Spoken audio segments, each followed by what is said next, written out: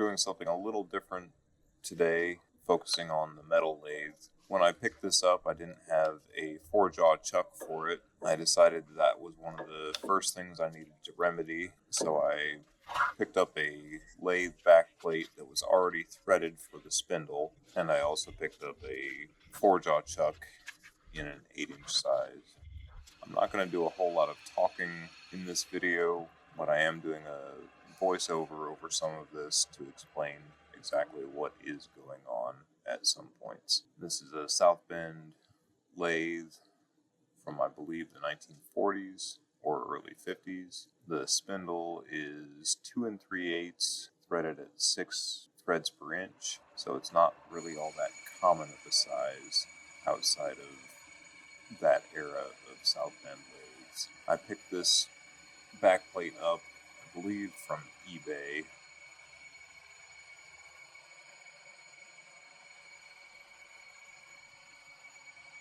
This lathe's motor is a little anemic. I do need to either have it rewound or replace the motor. We're missing a little bit of footage here. You can see I've already turned down the centering stub out for the backplate into the lathe chuck. I'm just doing a test fit here. I have that board there to protect the ways. There's no sense in not protecting your ways whenever possible so they don't get all dinged up. Dropping a heavy lathe chuck is not good for the chuck, the ways, the carriage, or anything else.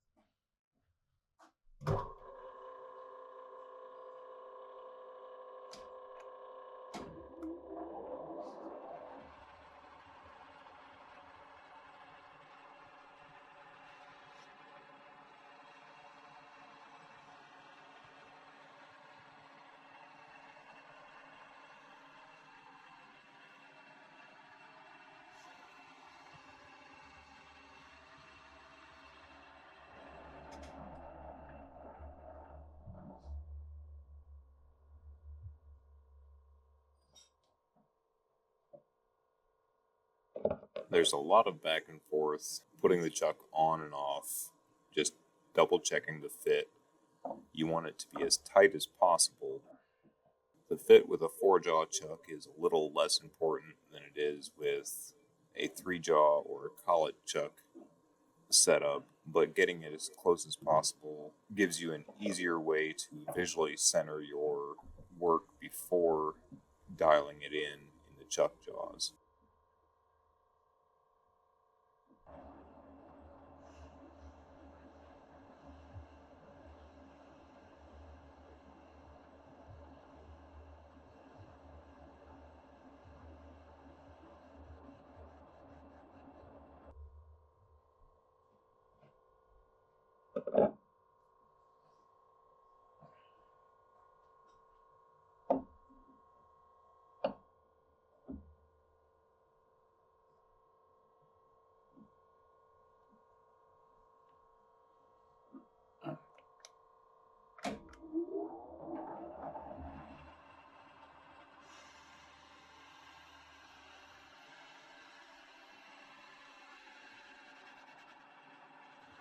Anytime you work with castings, there's a lot of sand in them, which will dull your cutting edges pretty quickly.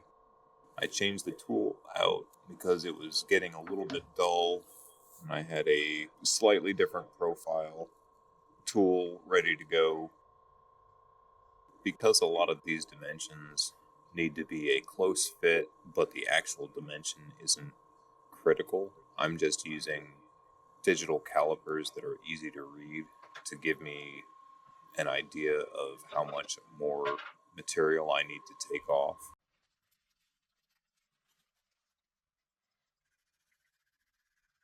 Here I am marking out the hole locations for the bolts.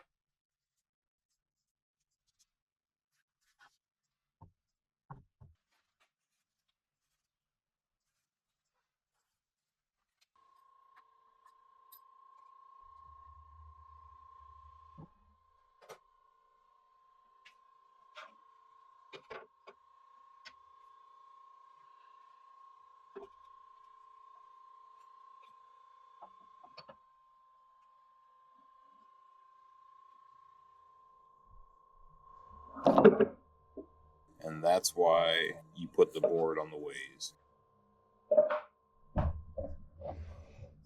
The holes ended up a little close to the feature on the back of the back plate, so I'm turning that feature down so that those holes can be threaded for the bolts.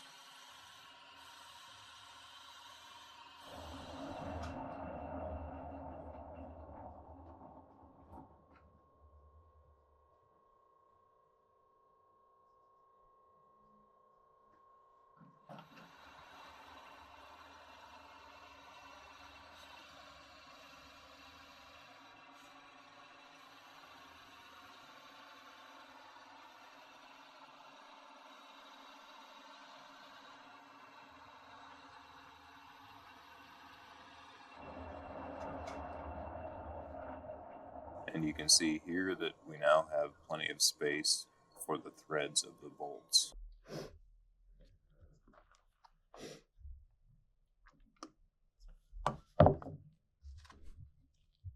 I probably could have tapped these using either a tapping machine or in the drill press, but my drill press is not in the best condition, and I've found that I am about as accurate by hand. Since recording this, I have picked up a milling machine that I will use more frequently with a tap follower for tapping holes like this where they do need to be fairly precise.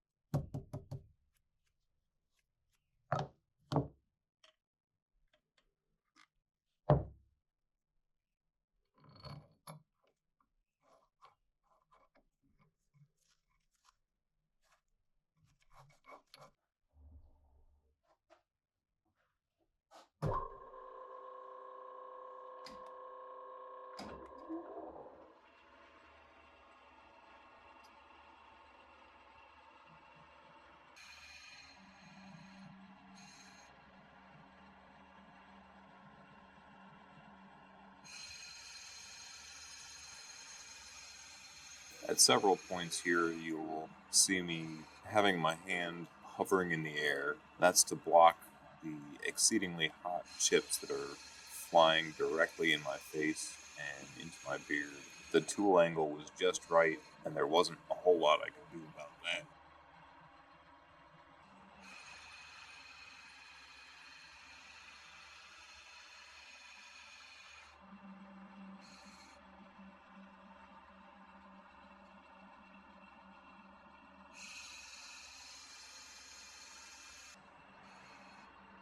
Somewhere around here, I got smart and decided to use the chip brush to block them at the source.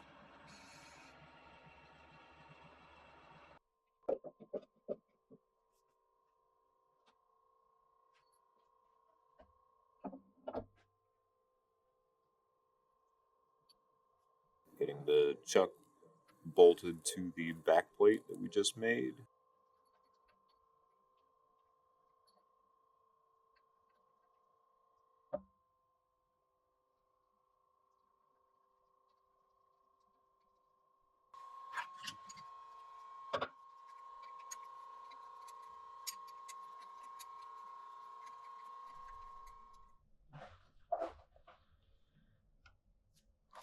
Here I'm checking to see how true the face of the chuck is running.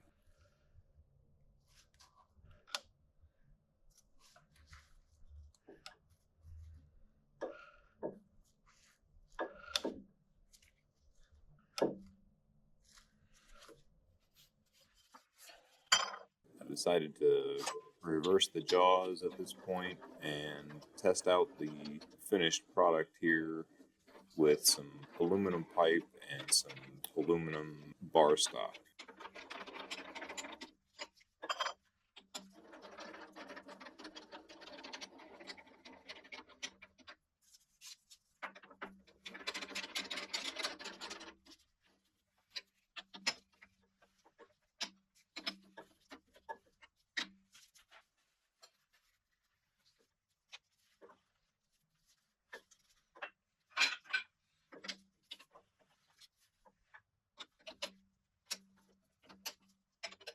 I'm dialing in the first piece on this chuck.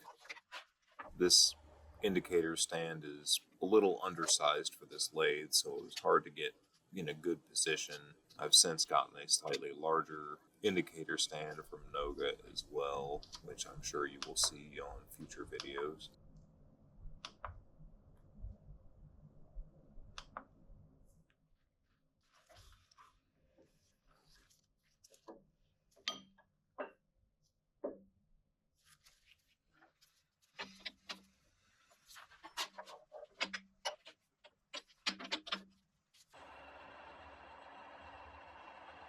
The chuck dialed in pretty quickly, no issues that I could tell, and there's nothing quite like having stock dialed in properly and being able to make chips.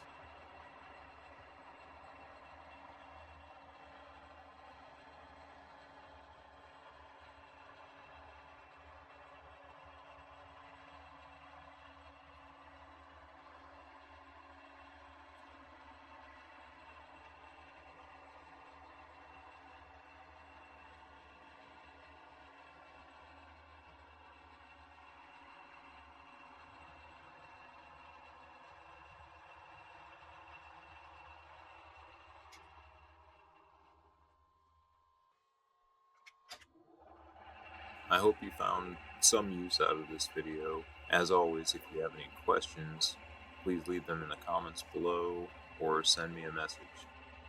Thanks for watching, and we will see you on the next one.